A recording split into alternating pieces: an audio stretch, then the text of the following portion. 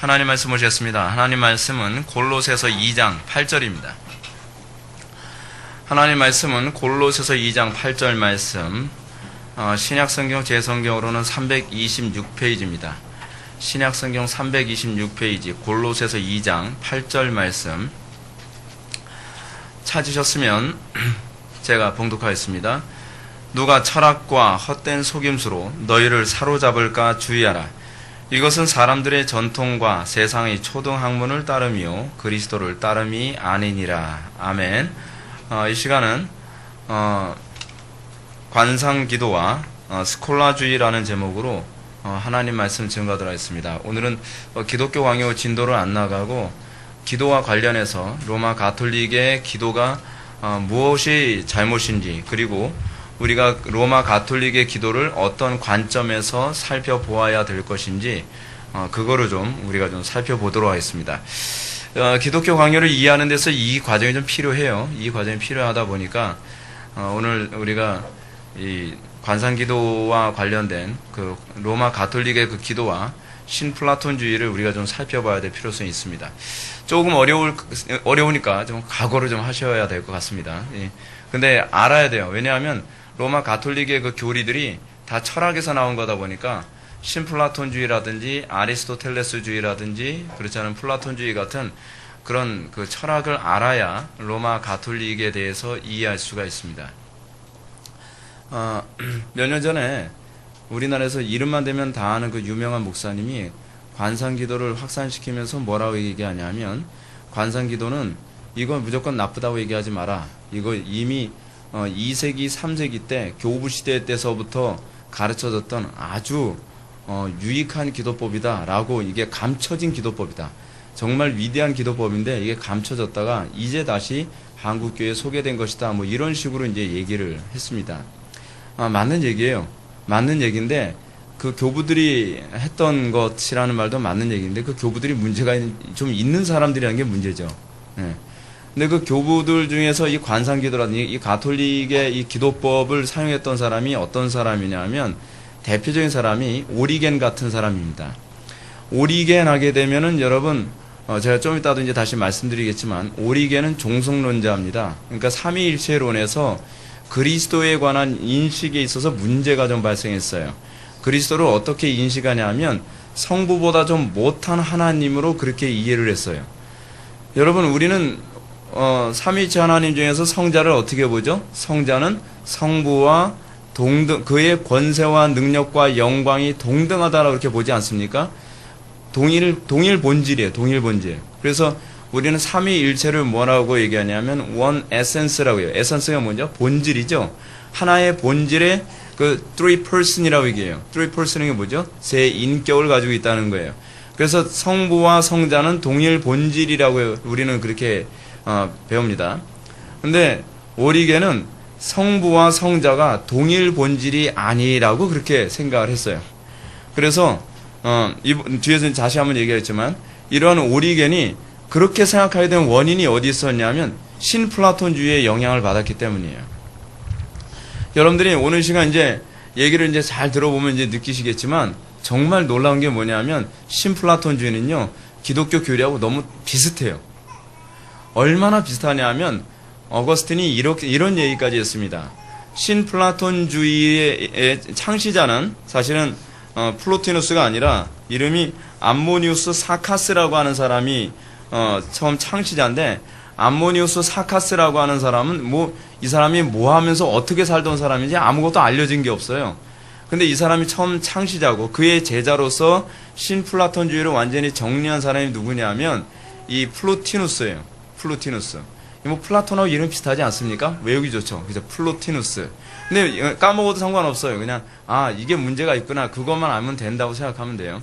오늘 여러분들이 이거를 어느 정도 이해할지는 저는 장담을 못 하겠어요. 근데 아마 좀 도움은 될 거라고 제 생각이 돼서 제가 급하게 이것을 준비를 했습니다. 원래는 기독교 강연을 그냥 강의를 하려고 했는데, 아무래도 요건 한 강좌로 따로 개설을 해서 이 부분을 소개를 해줘야 가톨릭의 그 경건, 가톨릭의 이 영성이 왜 잘못됐구나, 무엇이 문제구나 라고 하는 거 여러분들이 정확하게 알 수 있을 거예요. 왜냐하면 놀라울 정도로 가톨릭의 그 교리적 체계는 신플라톤주의에다가 용어만 바꿔놓은 것 뿐이에요.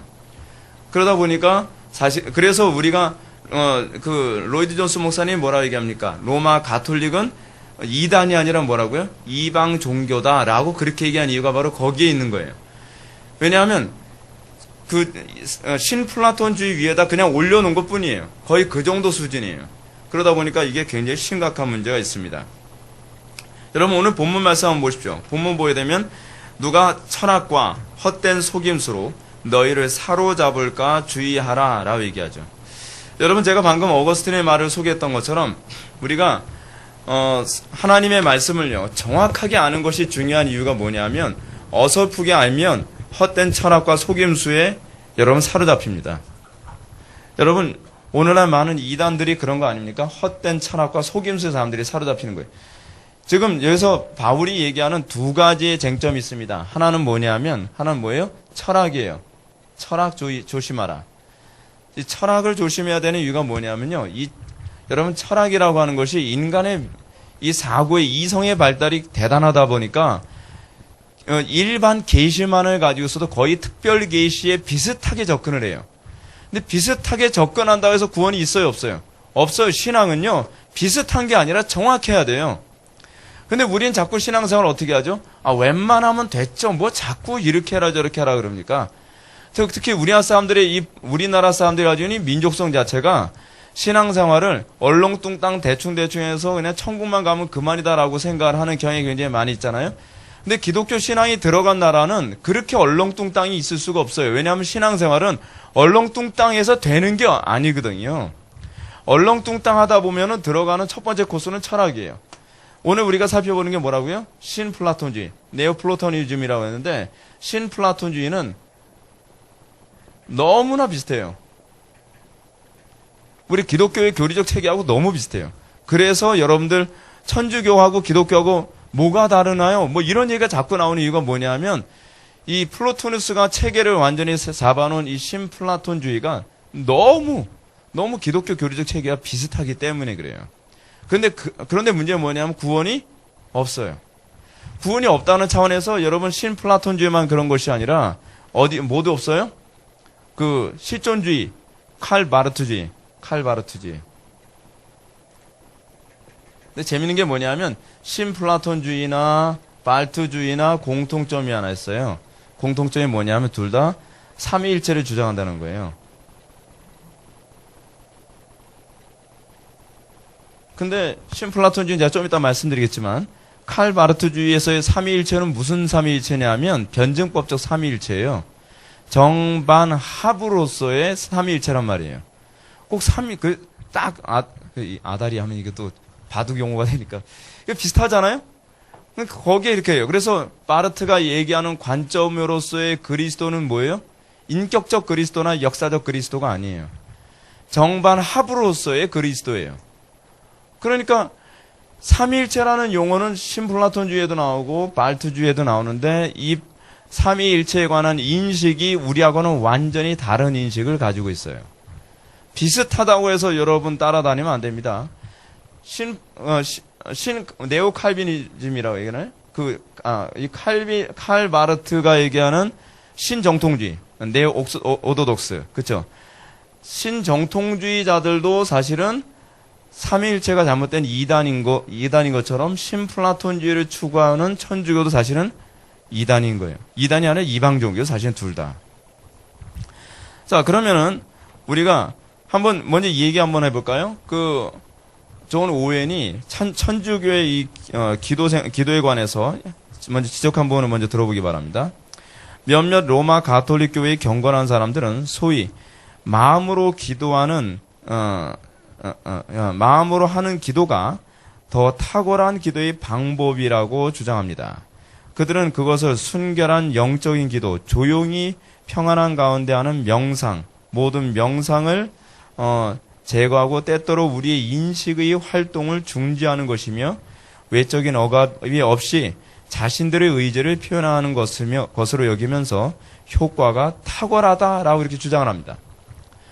여러분 천주교의 그 기도 보게 되면 어떻습니까? 그냥 조용히 이렇게 기도하잖아요. 그 명상이라고 하지, 명상. 명상이라고도 얘기하고 또 다른 개념으로 뭐라 했냐면 관상기도라고 했고. 여러분 관상이 뭔지 굉장히 궁금하지 않습니까? 관상기도? 관상기도는 천주교에만 있는 게 아니에요. 불교에서도 관상기도 하잖아요. 그렇죠? 관상기도 하는데 관상이라는 이 개념이 어디서 주로 나왔냐 하면 신플라톤주의에서 나오는 표현이에요. 이게요. 관조한다네요. 관조. 관조라는 얘기도 여러분 들어보셨습니까? 좀 있으면 지겹게 들을지 몰라요. 자, 관조에 관해서 얘기할 테니까. 이 신플라톤주의와 관련해서 여러분 이 신플라톤주의의 영향을 받았던 그 교부들은 누구냐면 오리겐이나 그레고리우스 뭐 이런 사람들이 주로 영향을 받았습니다. 근데 여러분 제가 아까 종속론을 얘기했었는데 오리겐이 이런 얘기했습니다. 성자는 성부의 본질에서 나아진 분이시다. 뭐 비슷하게 맞죠? 그렇죠? 맞는 얘기예요. 그는 피조물이 아니며 영원하고 신적이다. 애매한 표현이죠. 신이에요? 신적이에요? 신이죠. 근데 여기서는 신적이라고 얘기해요. 사실은 본질이 같지 않다는 표현이에요. 그러나 성부보다 열등하고 그에게 종속된다. 성부만이 신성의 원천이며 성자는 성부와 교제를 통해서 하나님의 성질을 받는다. 여러분 제가 지금 읽어드린 거 여러분 기억 못하겠지만 이거를 염두에 두시면 지금 신플라톤주의를 그대로 하나님이라는 용어 그리고 성자라는 용어 뭐 이런 식으로 이 용어만 딱 바꿔서 얘기했지 완전히 신플라톤주의를 그대로 얘기하고 있다는 것을 여러분들은 이제 느끼게 될 것입니다. 패스트가 굉장히 창궐했을 때 중세시대 때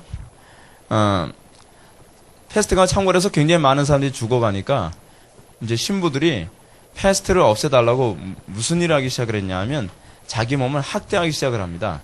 자기 몸에다 칼을 그어대고 그리고 막 채찍으로 자기 몸을 때려가면서 어찌하든지 하나님께서 이 진노를 거둬가 달라고 막 하나님께 매달리기 시작합니다.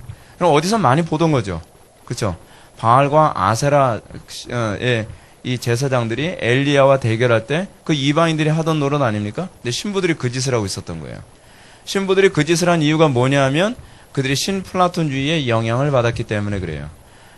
인간에게 하나님께서 진노를 내릴 때 그 용서를 비는 방법을 뭐라고 생각하냐면 모든 죄는 육체 때문에 생긴 것이라고 믿었기 때문에 육체를 학대하고 육체를 괴롭게 하면 하나님께서 들으시고 하나님께서 응답하실 것이라고 생각한 거예요.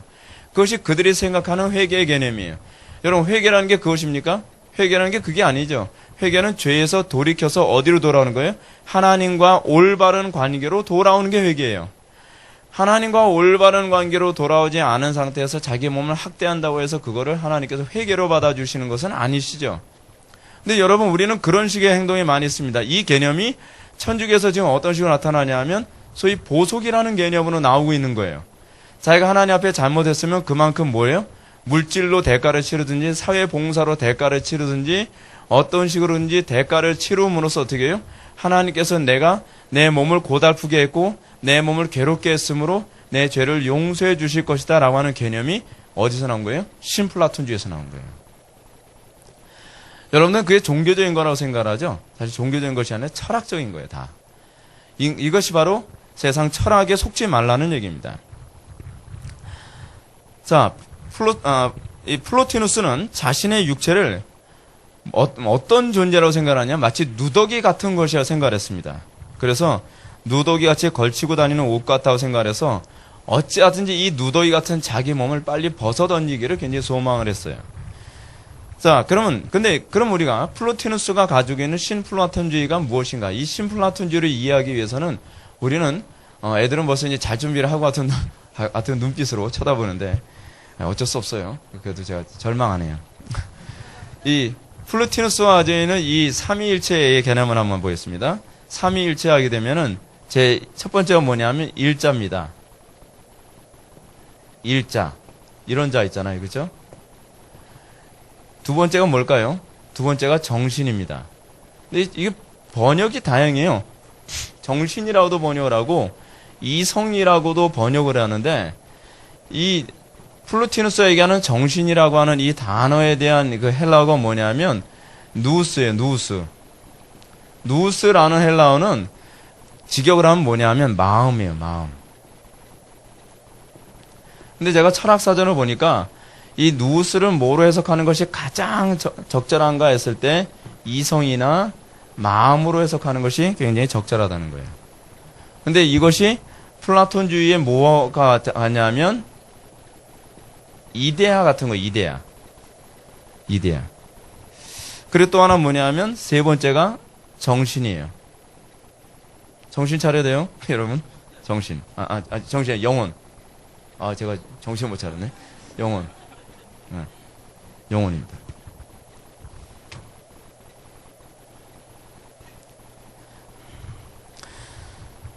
근데 먼저 우리가 보게 되면 일자가 뭐냐? 일자를 플로티누스는 뭐라고도 봤냐면 창조주로도 봤어요. 창조주.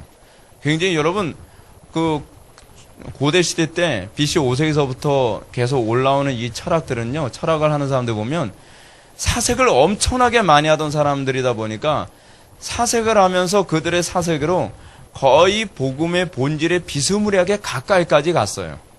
그러니까 여러분들 그 사람들의 사색이 얼마나 깊었을지 알만하죠. 허구한 날 진리에 대해서 목말라면서 고민했던 사람들이에요. 그러니까 어떤 면에서는 제가 그 사람들이 정말 복음을 깨달았다면 얼마나 충격을 받았을까. 복음을 들을 수 있는 기회가 있어서 얼마나 좋았을까. 이 복음에 그토록 관심을 가졌던 그들의 모습을 보면 우리는 허구한 날 복음을 들으면서도 아무 생각 없고 별로 시간 때우듯이 앉아있는 거 보면 우리가 얼마나 회개를 많이 해야 될지 알만하죠. 우리가 잘나서 구원받은 게 아니에요, 여러분.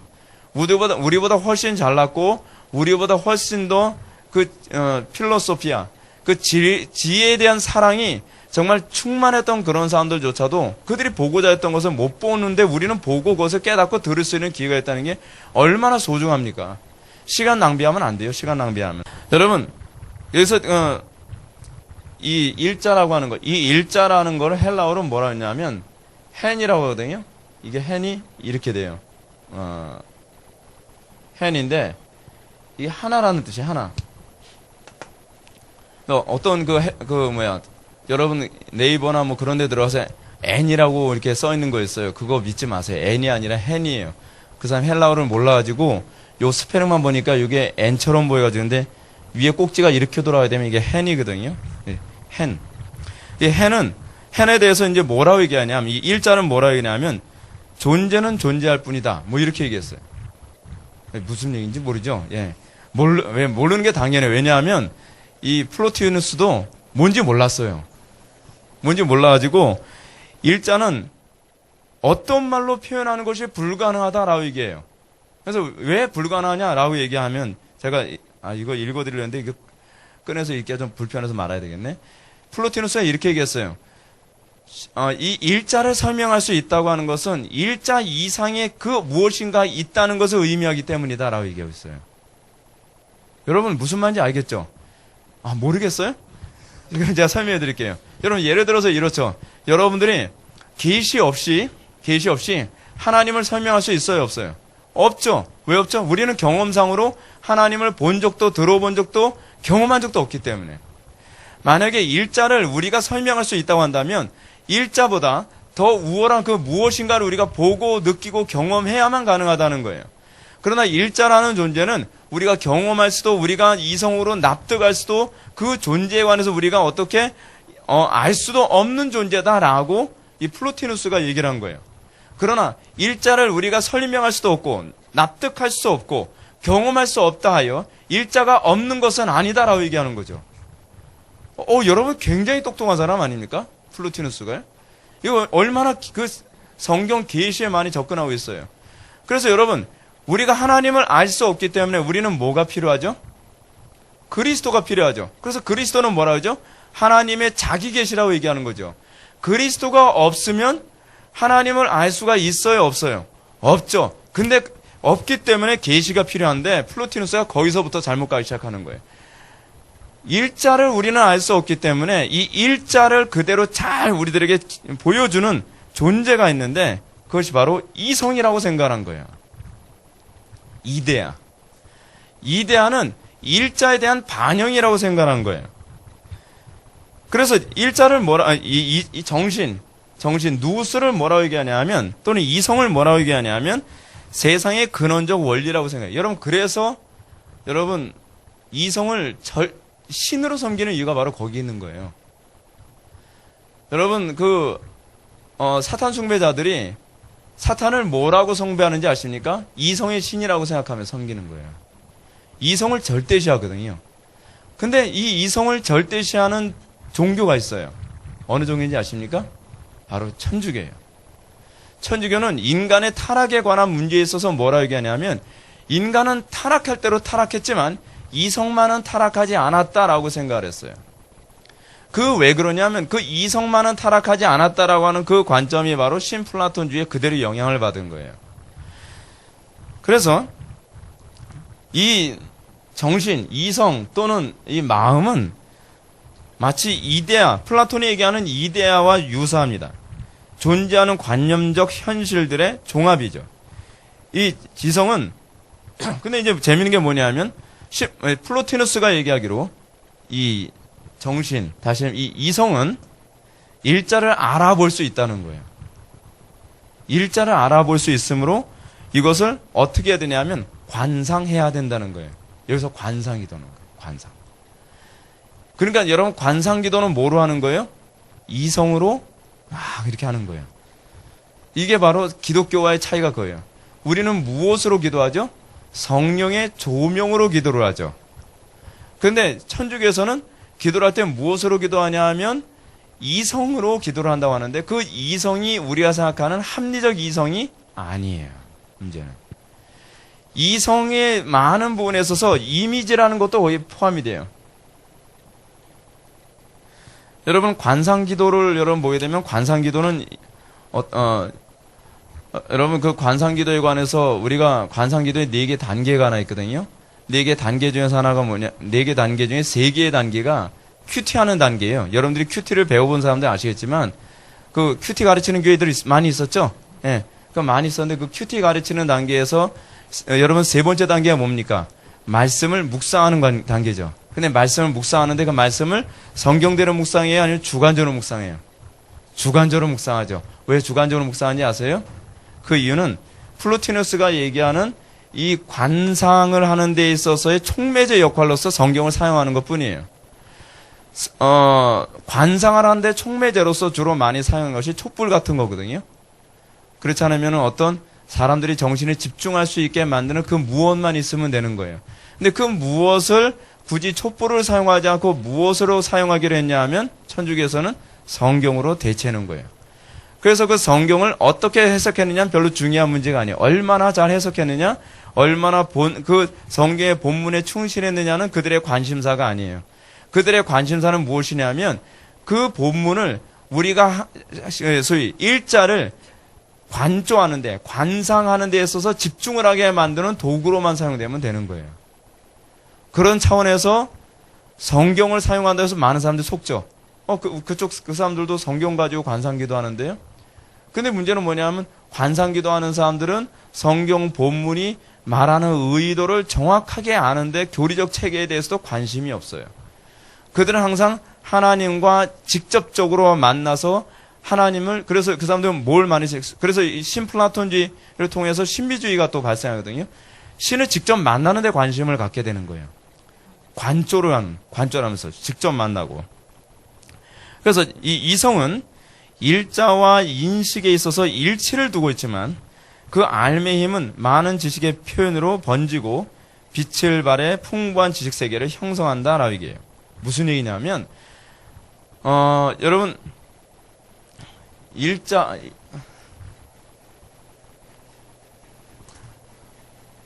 일자와 이데아와의 관계를 한번 봅시다. 그러니까 누스와의 관계. 아까 헨이라 했죠? 일자와 누스. 누스와의 관계. 이게 누스거든요. 일자. 일자는 하나인데 누스는 여러 개일 수 있어요. 무슨 얘기냐면 예를 들어서 의자라는 것이 있어요. 의자. 그쵸? 의자라, 여러분 이게 예술을 하는 사람들의 모습이 이거라는 걸 잘 아시면 예술하는 사람 좀 관심을 좀 가질 수 있을 거예요.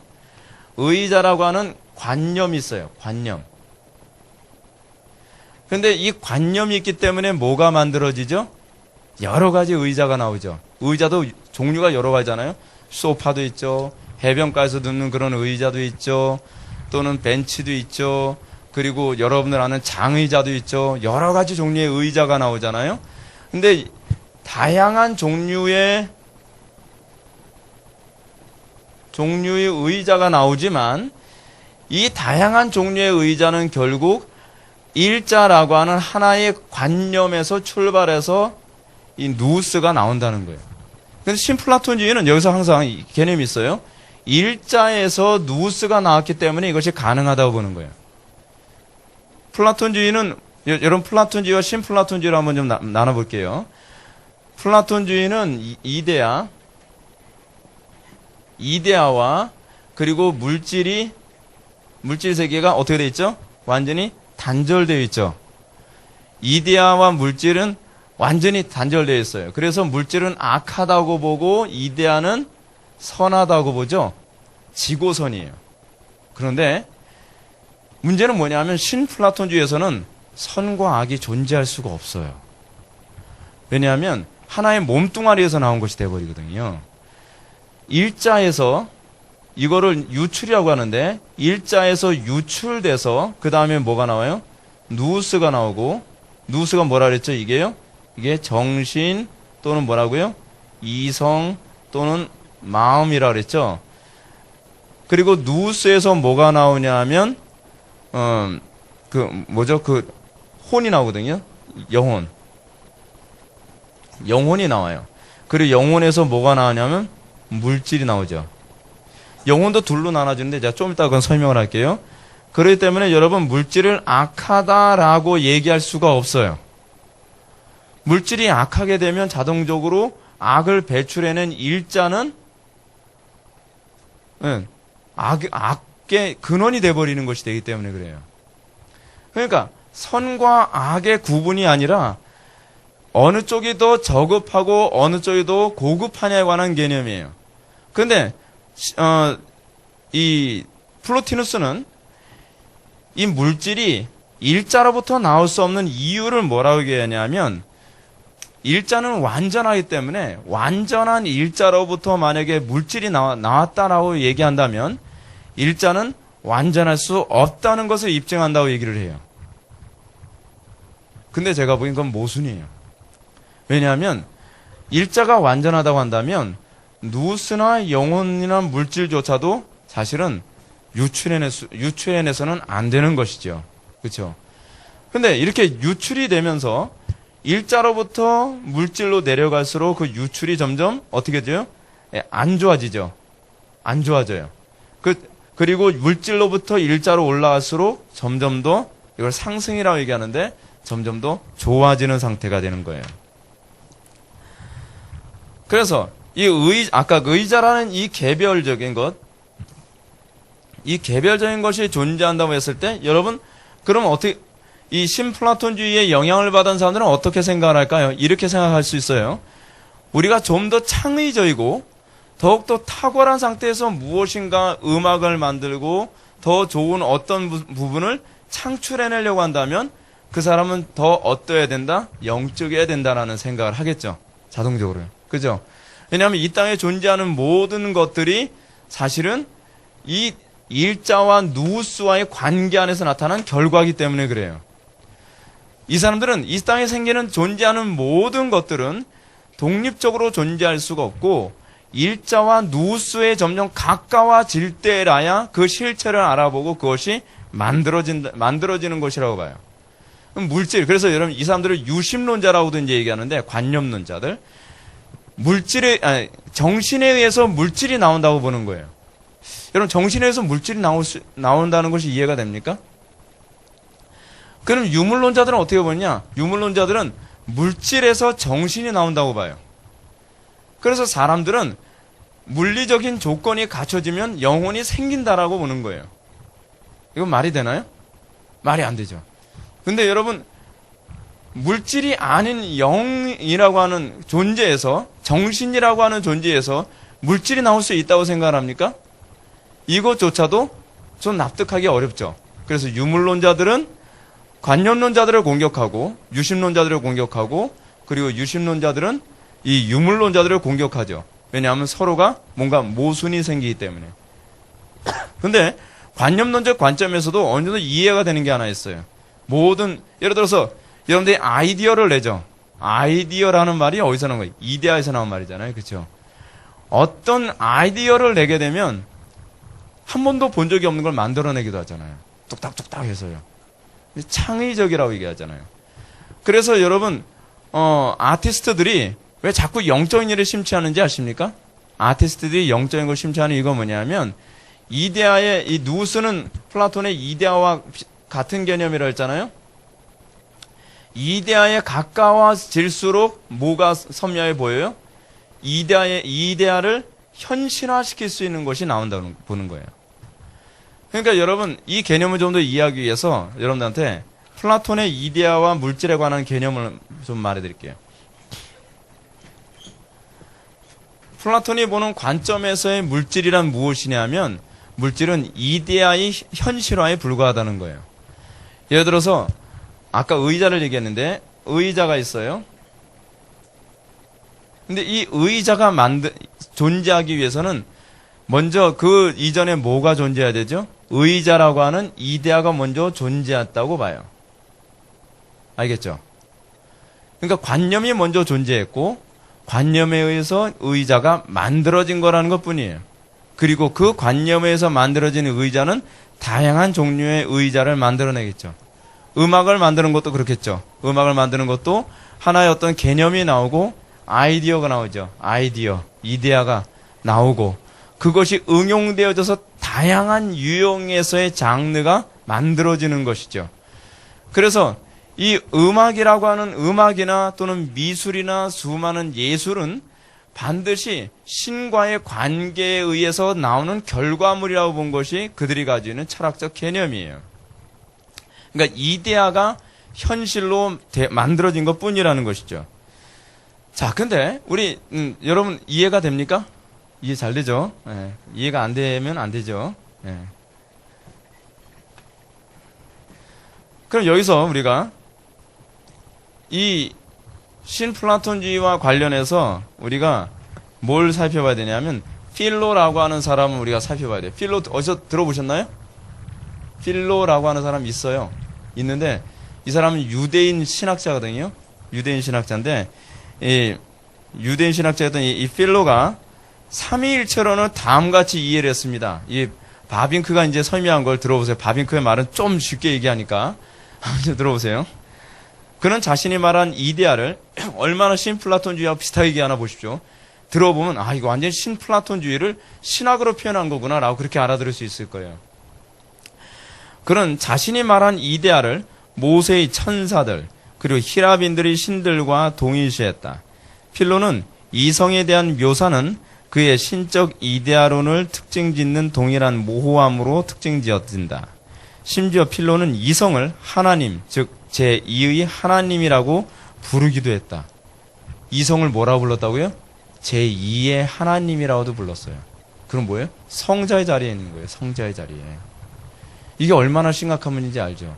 여러분, 다시 한번 얘기할까요? 좀 이따 제가 계속 읽어드릴게요. 이 제2의 누스를 지금 이 필로는 뭐라고 표현했어요?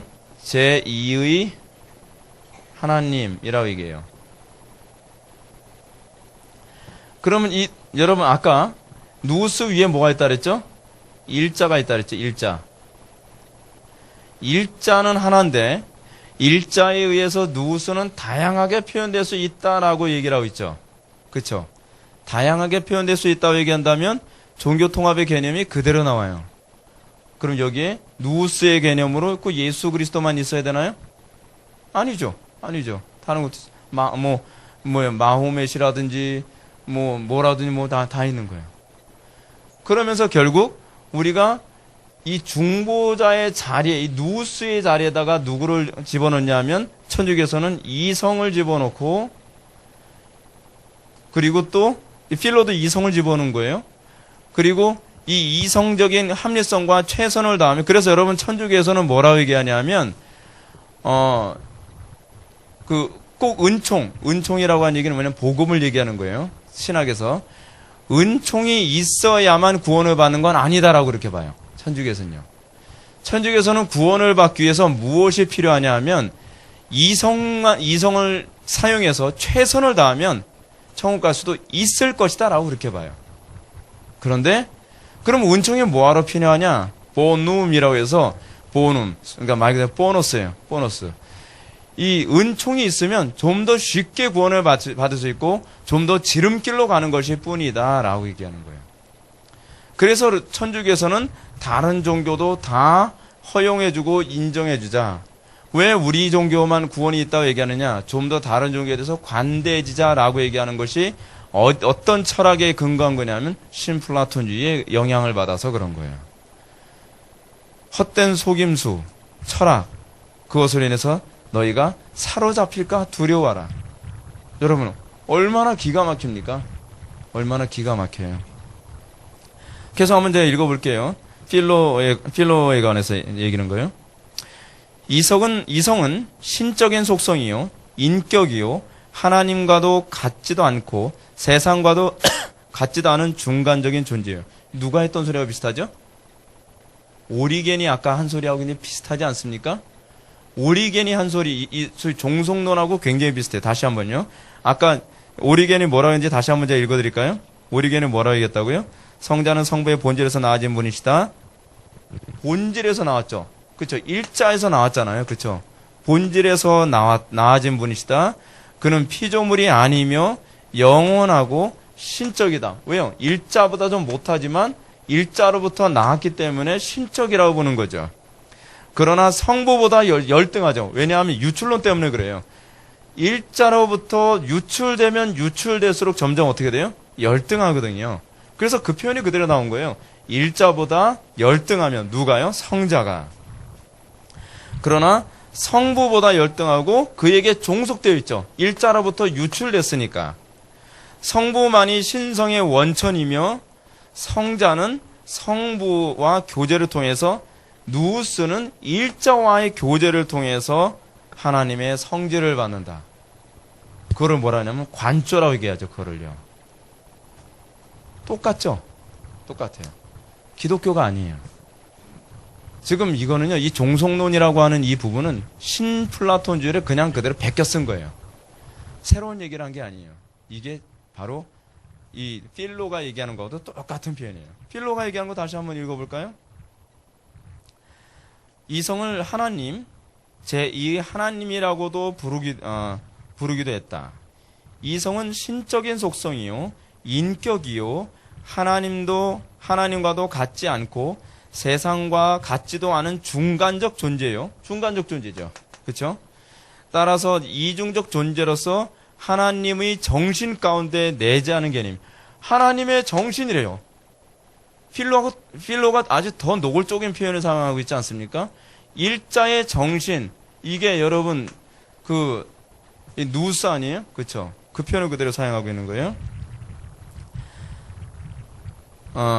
하나님의 정신 가운데 내재하는 개념이요, 세상에 내재하는 힘으로서, 세상에 내재하는 힘. 그렇죠? 왜냐하면 누스에서 뭐가 나오니까요? 영혼이 나오니까. 그렇죠? 영혼이 나오니까요.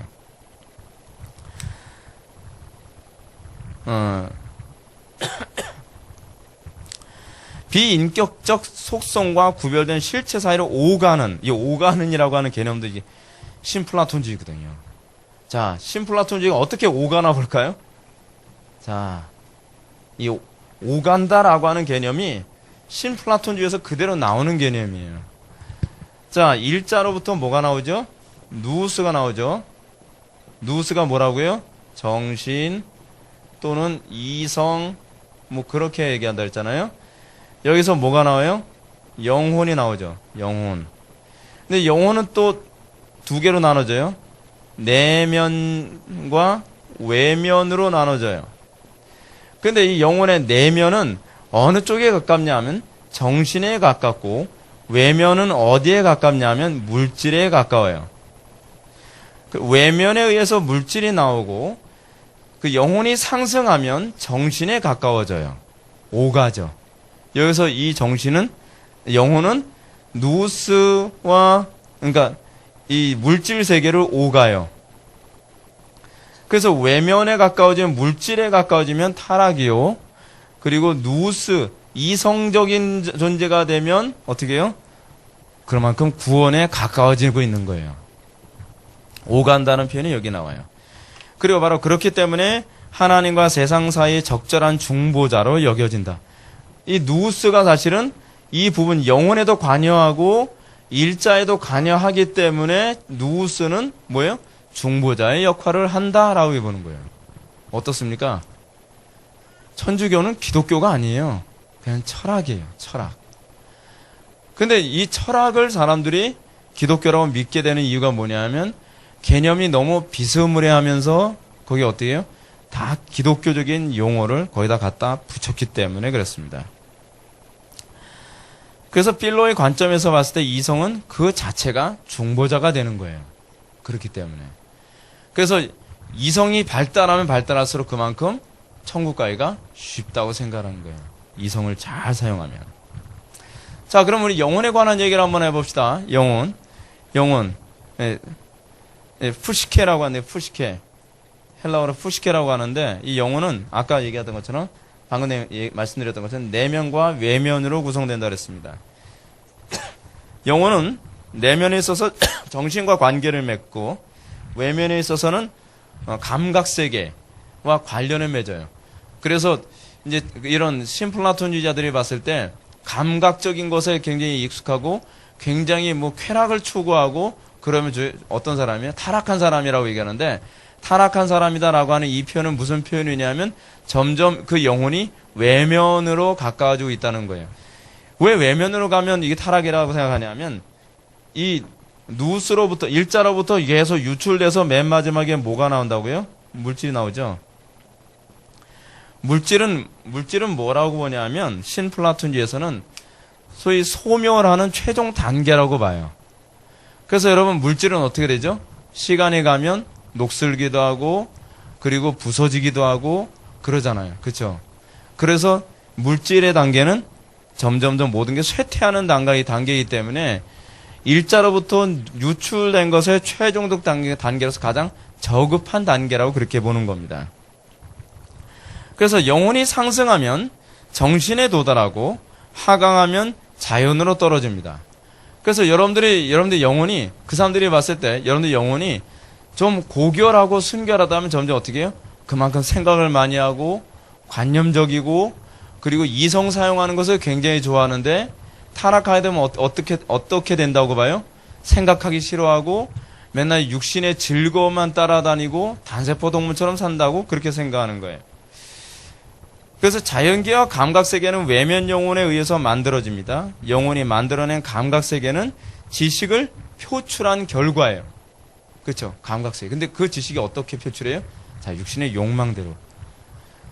자, 그래서 우리가 이제 이 부분 이제 좀 정리를 하면 그렇습니다. 최고의 일자에서 정신이 나오죠. 다시 한번 정리합시다. 최고 일자에서 정신이 나옵니다. 정신에서 뭐가 나오죠? 누스가 정신에서, 그러니까 이성에서 영혼이 나옵니다. 영혼은 다시 둘로 나눠져서 뭐로 나누죠? 내면과 외면으로 나눠집니다. 내면과 외면에서 내면이 발달하면 발달할수록 이성적이 되고, 그리고 점점 외면으로 갈수록 뭐가 돼요? 감각세계에 충실하게 되어진다고 봐요. 그래서 이성세계 안으로 들어온 사람은 그 사람은 어떻게 살아가죠?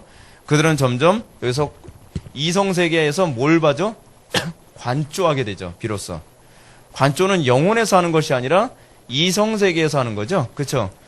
근데 이 영혼이 상승하게 되면 이성이 발달하고 이 정신세계 안에서 관조를 하게 되는데 이 관조를 통해서 점점 신에게 가까이 나아가게 된다는 것입니다. 자, 그래서 영혼이 일자로 나아가기에 영혼은 그러려면 무엇을 해야 되느냐? 물질, 다시 해야 된다면 육체를 어떻게 해야 돼요? 최대한 학대해야 돼요. 그들이 구원받는 방법이 뭐냐면 더럽게 살아야 돼요. 자기 육신의 필요를 채우는 것보다는 자기 몸을 학대하고 가난하게 살고 헐벗게 살고 육신을 최대한 고통스럽게 만드는 거예요. 그래서 아까 제가 서론에서 말씀드렸던 것처럼 스웨덴에서 그 흑사병이 돌았을 때 하나님께 용서해달라고 빌면서 뭘 했다고요? 자기 몸을 학대하고 찢고 막 그러는 거예요. 이게 이방 종교들의 전형적 특징이에요. 자기 몸을 학대해야만 구원을 받을 수 있다고 생각을 하는 거예요. 그렇게 하면서 그들의 기도가 어떤 식으로 가요? 몸을 학대하고 점점 이성으로 하나님을 관조하고 점점 하나님을 바라보는 소위 관상을 하게 될 때 그들이 비로소 이제 구원에 점점 가까워진다라고 그렇게 보는 것입니다.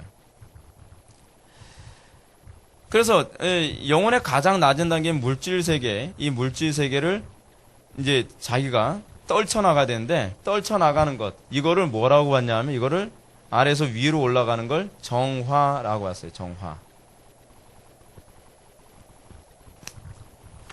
이 정화를 통해서 잊어버려야 돼요. 근데 여러분 정화를 통해서 잊어버리는 방식을 사용하는 대표적인 종교가 있죠. 뭐죠? 불교예요. 불교. 불교가 가족들과 관계 다 끊죠. 머리를 깎는 이유가 뭐죠? 그것도 일종의 정화의 방식이죠. 세상과 다 끊었다는 얘기잖아요. 그리고 또 뭐죠? 모든 물질을 다 버리죠. 재물을 다 버리고, 그리고 탁발승들이 주로 하는 일이 무엇입니까? 걸식하러 돌아다니죠. 걸식하는 게 뭐냐면 정화를 위한 방법이에요. 사람이 제일 하기 싫어하는 게 딱 두 가지가 있다 그러거든요. 두 가지. 하나 뭐냐면 빌어먹는 거. 또 하나 뭐죠? 옷을 안 갈아입는 거. 사람들이 굉장히 싫어하는 거라는 거예요.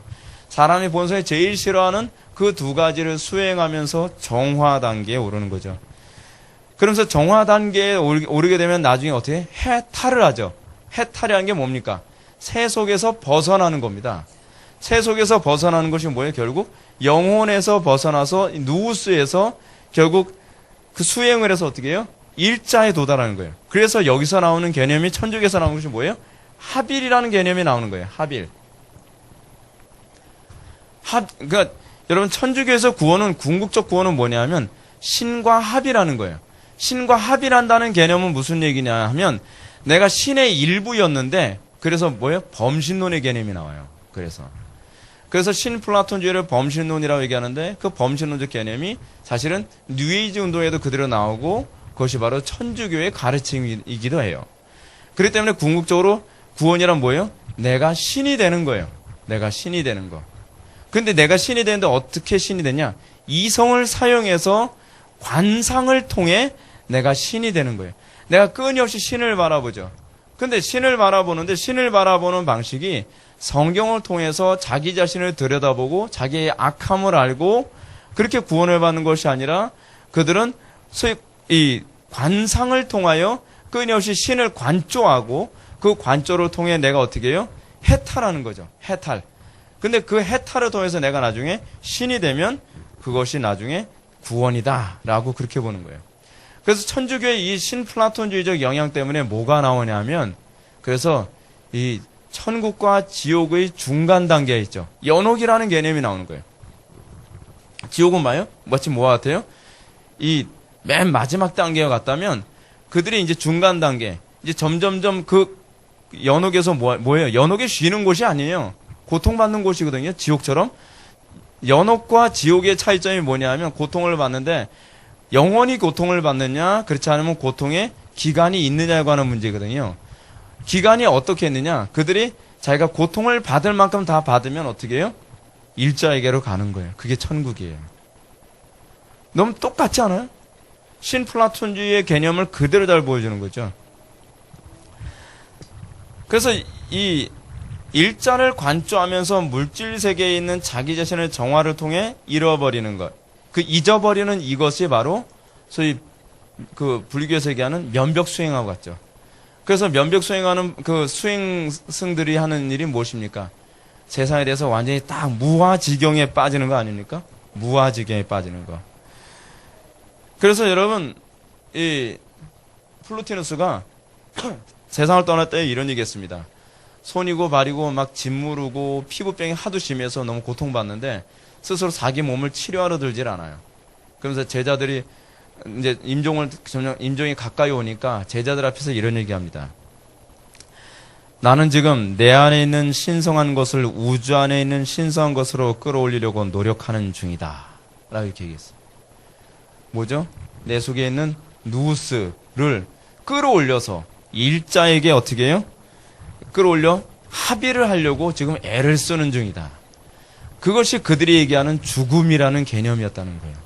그래서 그들은 죽음이야말로 그 감옥이라고 하는, 육신이라고 하는 감옥으로부터 자기가 빠져나와 드디어 일자에게로 돌아가는 것이다 라고 그렇게 이해를 했습니다. 근데 그들이 일자에게로 가게 만드는 그 중보자가 뭐예요? 이성이에요. 이성. 그래서 이방 종교의 특징이 뭐냐면 이성을 절대시하죠. 그래서 또 희한하게도 예수님에 대한 또 다른 이름이 뭐죠? 로고스잖아요. 그게 요한복음에서 예수님을 로고스라 표현했잖아요. 로고스라 표현한 이유는 무엇이냐면 그들이 알아들을 수 있는 좋은 개념으로 설명하느라고 로고스로 표현한 건데, 그 개념을 잘못 이해하게 되면 신플라톤주의를 이렇게 오해할 수도 있는 것입니다. 자, 이것은 그래서 우리가 여기서 한 가지 또 더 나아가 이게 일자와 합일로 이렇게 귀환하는 것, 이것은 일체의 기억, 감성작용, 추론하는 이성작용 등을 점차 없애면서 단일자와의 무의식적 일치로 이루면서 이른바 탈현실적인 일치를 이루는데, 우리 이거를 또 다른 말로 뭐라고 얘기하냐면 엑스타시라고 얘기해요. 엑스타시. 여러분, 엑스타시가 사실은 어디서 나온 표현이냐면 신플라톤주의에서 나온 표현이에요. 육체와 외부에 대한 모든 감각으로부터 완전히 딱 떨어져 나와서 자기 정신세계 안에서 자기 혼자 노는 거예요. 그렇죠? 그건 엑스타시. 그런 엑스타시에 빠져서 즐거운 무아지경의 탈원 상태, 그러니까 혼이 빠져나간 상태라 하며 이 지경에서 형용할 수 없는 현존과 축복의 충만함을 느끼게 된다라고 얘기합니다. 자, 우리 이것과 아울러서 우리가 한번 오웬이 얘기한 걸 한번 볼까요?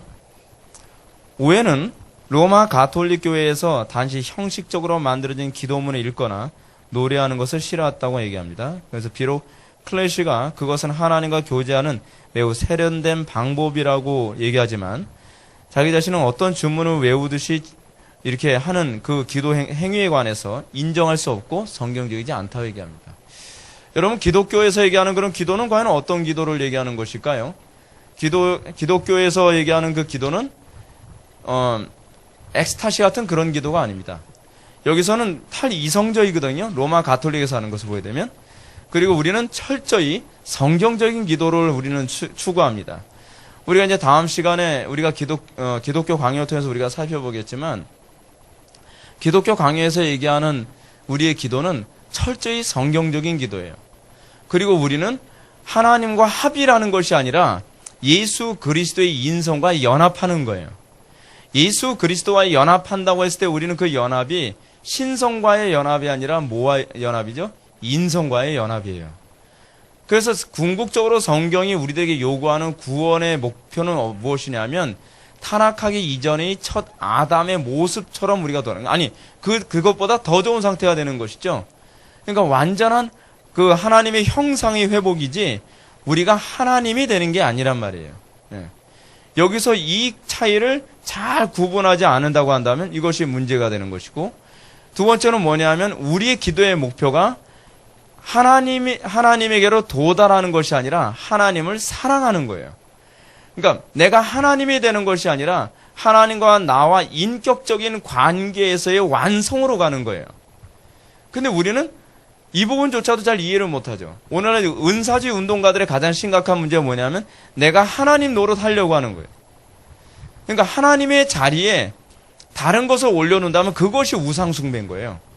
여러분, 우상숭배가 무엇이냐를 구분할 때 간단한 구분 방법이 있습니다. 그것이 뭐냐면 그거예요. 하나님의 자리에 돈을 놓든지, 하나님의 자리에 내 이성을 놓든지, 하나님의 자리에 내 능력과 내 건강이나 내 다른 어떤 것을 놓게 되면 하나님이 할 수 있는 영역을 다른 것으로 대체할 수 있다고 생각한다면 그것이 바로 우상숭배에 빠지는 것이죠. 기도란 무엇이냐면 나의 무능함을 인정하는 거예요. 기도란 무엇이냐면 하나님의 하나님됨을 인정하는 거예요. 그렇기 때문에 성경이 얘기하는 항상 기도하라라고 하는 개념은 뭐 시간을 정해놓고 기도하라라는 그런 개념도 있지만 매 순간순간마다 하나님을 의존하며 살아야 된다는 개념이에요. 그래서 여러분들의 삶 속에서 날마다 하나님의 하나님 되심을 인정하고 그리고 그 안에서 우리가 기도하는 거예요. 그러니까 기도라고 하는 것 자체는 내가 신앙 고백이라고도 할 수 있어요. 근데 문제는 우리가 이제 다음 시간부터도 계속 살펴보겠지만 우리가 기도를 어떻게 하는 것이 옳은가라고 하는 거 이제 꼼꼼하게 우리가 이제 살펴봐야 되겠죠. 우리가 이것을 정확하게 이해하지 못하면 우리는 자꾸 내 상상력으로 기도하려고 해요. 우리가 이제 다음 시간에 살펴볼 게 뭐냐면 성령 안에서 기도하는 것이 무엇인가에 관해서 살펴보려고 하거든요. 우리는 이성으로 기도하려고 하거나 또는 우리는 내 공로로 자꾸 기도하려고 하죠. 이게 문제인 거예요. 여러분, 이 공로와 관련해서 한 가지만 말씀드리고 오늘 말씀 마치겠습니다. 어떤 그 유명한 기독교 변증가가 하나 있는데 그 기독교 변증가가 TV쇼 프로그램 같은 데서 이런 질문을 받았습니다. 왜 기독교인들은 동성애자들이 지옥에 간다고 얘기를 하죠? 라고 얘기하니까 그분이 이렇게 얘기합니다. 우리는 동성애를 하기 때문에 지옥에 간다고 얘기한 적이 없습니다. 그리고 그것은 성경의 가르침이 아닙니다. 그럼 왜 동성애자들에 대해서 그토록 신랄하게 비난을 하죠? 라고 얘기하니까 이 사람이 이렇게 얘기해요. 동성애자들이 지옥에 가는 것은 그들의 죄 때문이 아니라 그들이 의롭다고 생각하기 때문입니다. 모든 사람들이 지옥을 가는 공통적인 이유는 특정한 죄를 짓기 때문에 지옥에 가는 것이 아니라 그리스도의 의의를 의지하지 않고 자기가 의롭다고 생각하는 것을 버리지 않기 때문에 그들이 구원을 받지 못하는 것입니다. 적절한 지적 아닙니까? 너무나 적절한 지적이죠. 우리가 매 순간순간마다 우리가 기도를 하는 데 있어서 중요한 한 가지 개념이 하나 있습니다.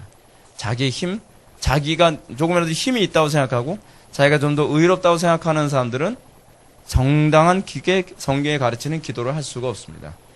내가 전적으로 무능하다는 것을 인정하고 내가 전혀 의롭지 못하다는 것을 인정을 할 때라야만 우리는 성경적인 기도가 가능합니다. 우리가 신플라톤주의라고 하는 아주 어려운 이 부분을 우리가 살펴보면서 천주교의 기도 생활이라든지 천주교에서 가르치는 그들의 경건 생활, 그들의 어떤 영성 생활에 가장 심각한 문제가 어디 있는지를 우리는 발견해야 됩니다. 그것이 뭐냐면 인간 이성을 너무나 절대시하고 자기의 의의를 절대로 버리지 않으려고 한다는 것이 문제입니다. 근데 문제는 뭐냐면 그것이 우리 속에 있는 욕구이기도 해요. 여러분들이 오늘 시간 다시 한번 기도에 관해서 묵상하면서 나는 과연 하나님께 나아가는 데 있어서 이성이나 경험이나 또는 내 노력을 의지하는가? 그렇지 않으면 그리스도를 의지하는가를 여러분들 잘 묵상해야만 합니다. 끊임없이 여기서 얘기하는 것처럼 철학과 헛된 속임수로 우리를 알고 그리스도 이외의 다른 중보자를 추구하려고 하는 그런 유혹에 끊임없이 우리는 빠지게 됩니다. 여러분, 우리의 마음속에 과연 어떻게 우리는 그리스도께 나가야만 합니까? 제가 지난 주일 낮예배 때도 여러분한테 말씀드렸던 것처럼 우리에게서 열매가 나타나지 않는 것은 우리의 의지의 문제가 아니라 관계 문제입니다. 관계. 이 관계 문제라는 것이 요한복음 15장에서 정확하게 잘 묘사되지 않았습니까? 가지가 끊겨지면 열매가 안 맺어지는 거예요. 가지가 연결되어야만 열매가 맺어지는 것이죠. 열매의 문제는 단호합니다. 열매의 문제는 내가 하나님과 관계가 있는 존재인가 아닌 존재인가를 보여주는 아주 냉철한 시금석입니다. 오늘도 제가 우리 지체들 몇몇에게 제가 그 문자를 보냈지만 그 라일 감독의 문자를 보냈지만 우리에게 있어서 우리에게서 행위는 우리를 의롭게 만드는 또는 우리를 구원받게 하는 요소하고는 아무 관계가 없지만 우리에게서의 행위는 우리가 구원받은 존재임을 증거하는 가장 적극적인 표징이다라고 얘기하고 있습니다. 매 순간순간마다 나에게서 정말 어떤 열매가 나타나는가를 잘 점검해 보십시오. 여러분들이 어떤 열매가 나타나는가를 보면 여러분들은 누구와 관계를 맺고 있느냐가 궁극적으로 잘 드러날 것입니다. 우리에게서 나타나는 모든 열매는 관계의 결과입니다. 마귀와 관계를 맺고 있다면 여러분은 너희 아비 마귀에게서 났느니라 라고 하는 것처럼 그런 열매를 맺게 될 것이고, 여러분들이 하나님과 관계를 맺고 있다면 여러분들은 거룩한 열매를 맺으며 살게 될 것입니다. 그 관계를 맺는데 중요한 요소가 두 가지죠. 하나는 말씀이고 하나는 기도입니다. 왜 말씀이 빠질 수 없느냐? 다음 수요일날 제가 여러분한테 말씀드리겠지만, 말씀은 기도를 먹이기 때문에 그렇습니다. 우리의 모든 기도는 상상의 결과가 아니라 말씀에 의해서 우리의 기도가 분출되는 거예요. 그리고 그 기도는 우리를 알고 말씀대로 살게 만드는 것입니다. 그래서 말씀과 기도와 삶이 결코 따로 가지 않는 이유가 바로 거기에 있는 것입니다. 오늘 이 시간 우리가 이 부분을 잘 묵상하면서 우리가 정말 세상 철학과 속임수에 빠지지 아니하고 우리가 거룩한 길만 끝까지 걸어갈 수 있도록 하나님께 날마다 은혜를 구할 수 있는 저와 여러분들 되기를 주님의 이름으로 축원합니다. 기도하시겠습니다. 사랑이 많으신 하나님 아버지, 오늘날 우리들에게 도전해오는 수많은 거짓된 가르침을 우리가 다시 한번 살펴보면서 우리가 얼마나 하나님의 말씀에 더하거나 감해서는 안 되며 우리가 얼마나 하나님의 말씀을 따르는 데 있어서 비슷한 것이 아니라 정확한 것을 추구해야 되는지를 다시 한번 깨닫게 됩니다. 존 버넷의 철로 역정에서도 정말 순례길에서 우리를 벗어나게 만드는 것들이 비슷한 것들로 미혹이 오는 줄 압니다. 우리가 그것들에 미혹되지 않고 세상의 철학과 헛된 속임수로 우리가 그것에 사로잡히지 않도록 은혜 베풀어 주옵소서. 예수님의 거룩하신 이름으로 기도올려옵나이다. 아멘.